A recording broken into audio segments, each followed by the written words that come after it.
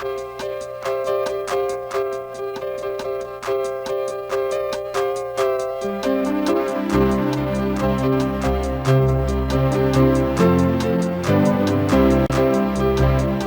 again, everyone. I'm Charles Gross. And I'm Leslie Hoban Blake. Welcome to Two on the Aisle. Today, we are going to talk about that rarest of musicals, the musical that gets a second, or in this case, a third, maybe a fourth chance, Baker's Wife.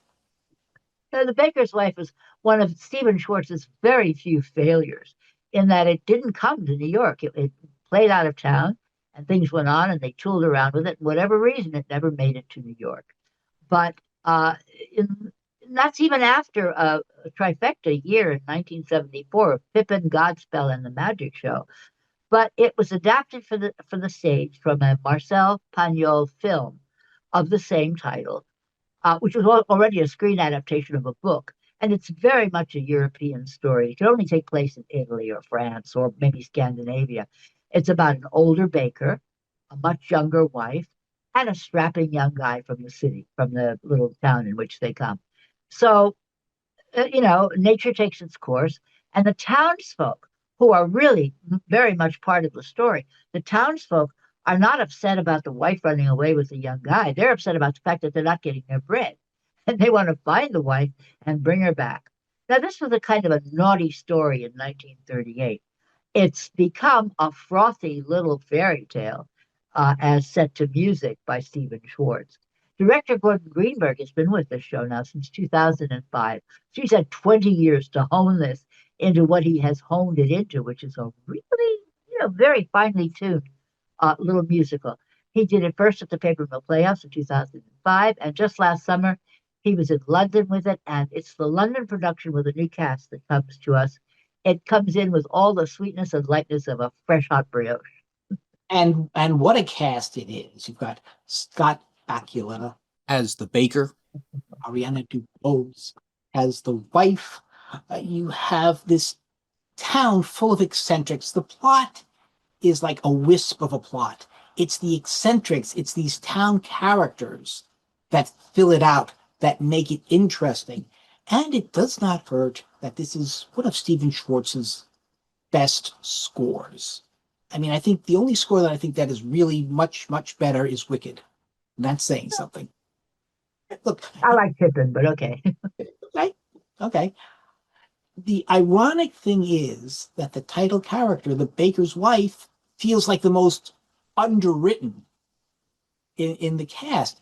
You have Ariana DeBose, she sings this song called Meadowlark. Now, since this show first tried out in 1976, I think every nightclub singer has done their version of it. It's been recorded many times. And if you mention the baker's wife to most people, they'll think, oh, yes, Patti LuPone was in the original. And there's this song called Meadowlark. But she sings it so beautifully, so strongly, so passionately. I've never heard it better. However, when she has to talk, it's like either her lines are wooden or she's wooden. There's not much of a character here. Well, we have Patti LuPone's recording on YouTube and a picture of what she looked like. We're putting that up so you can see. She looks a little worn, and she's only 25 in that picture, but she looks like someone who's been around the block once or twice. DeBose doesn't. DeBose looks like she's still in West Side Story, only she's Maria. She's got a little 1960s hairdo, and she dances around, and she doesn't have any worldliness on her at this point. And so she will when she comes back, but not when she goes away. And I think that's a mistake, because I think that the girl who marries the baker is marrying the baker to get out of a different kind of life. And that's why she does it. And that makes a difference in how the lines are done. I wish we could see Patti LuPone's, but we can't. So I think you've got a very good point there. Scott Bakula, on the other hand, wow. He comes on and he's this slobbering, gushing. He's just so in love with her. He can't believe he has her. He's got this schoolboy crush on her. And I think this may contribute to why she's dissatisfied with the marriage. But after she leaves, he has this number and it has to follow Meadowlark.